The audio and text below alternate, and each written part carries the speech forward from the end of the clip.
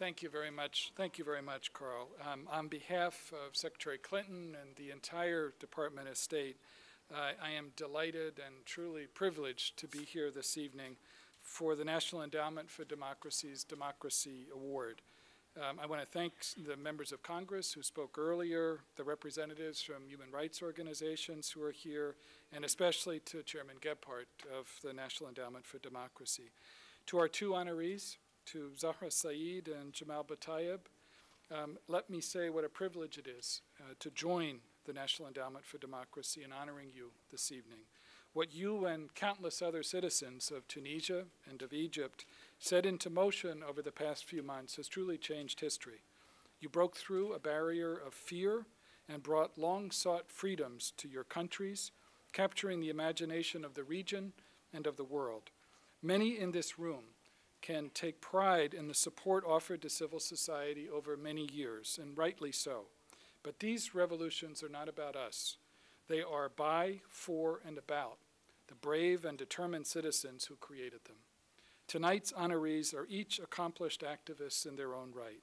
They are also symbols of the struggle, the sacrifices, and the hopes of millions of people around the world for universal rights and universal freedoms. Zahraa Said lost her brother Khaled in June of 2010. And before I talk about what your brother's death meant for Egypt and for the rest of the world, let me first say once again how sorry we are for your loss. Pulled by police from an internet cafe, photographed at a morgue, Khaled's story came to crystallize a nation's outrage. Instead of allowing grief to overcome her, Zahraa used the skills she had at her disposal to honor her brother's memory. She joined her fellow citizens in a struggle for justice, and she helped to launch an online network of individuals who shared her hopes for Egypt's future. The Facebook page, We Are All Khaled Said, inspired thousands of Egyptians and people across the region to lay claim to their rights and to reclaim their dignity. And in the process, as Egypt was transformed, so was the memory of Khaled Said. From a victim of brutal oppression, he became a rallying cry for a new and better Egypt.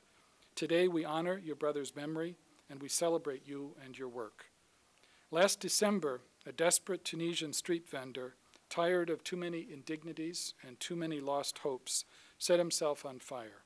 That single act, at once tragic and noble, sparked revolutions which are still sweeping an entire region and inspired an entire generation. One of the first to act on that inspiration was Jamel Bettaieb.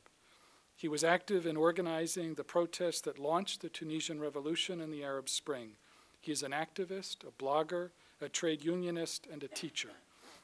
And he remains to this day a strong voice in promoting Tunisia's democratic transition. Mohamed Bouazizi and Khaled Said were not the first people in their countries to experience injustice, but we cannot deny the profound historic shifts that they set in motion. We knew, as Secretary Clinton warned in Doha, that demographic, economic, and technological forces would eventually unleash change in the Middle East. What we did not know was how or when. It was the courage of young people, harnessing the tools of 21st century technology, that ultimately tipped the balance.